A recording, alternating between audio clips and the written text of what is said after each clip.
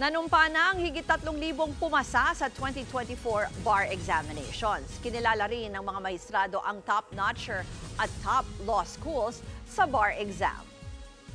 At live mula sa Maynila, nasa frontline ng balitang yan, si Camille Samonte. Camille, bigyan mo nga kami ng detalye dyan sa nangyaring oath-taking.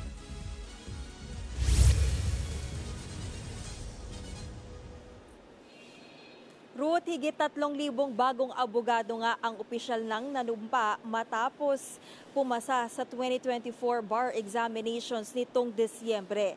Present sa oath-taking ceremony ang mga mahistrado at ilang court officials na nanggasiwa sa mga testing center.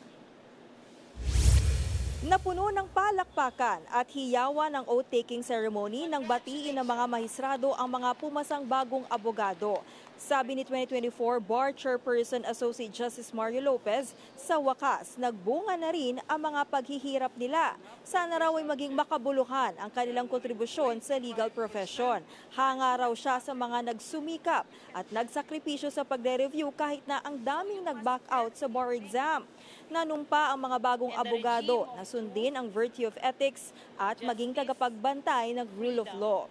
Kinilala rin ng mga mahistrado ang top-notcher at top law schools o yung may mga pinakamaraming pumasa sa bar exam. Ruth, wala pang announcement sa ngayon kung kailan magsisimula yung application period para naman sa 2025 bar exam. Si Justice Amy Lazaro Javier naman ang magsisilbing chairperson para rito. Ruth? Yan po ang Express Report ni Camille Samonte. Mga kapatid, ako po si Ruth Cabal. Maging maalam at may pakialam sa mga may init at rumaratsadang balita sa Frontline Express. Para maging updated sa balitaan, mag-subscribe lang sa social media pages ng News 5.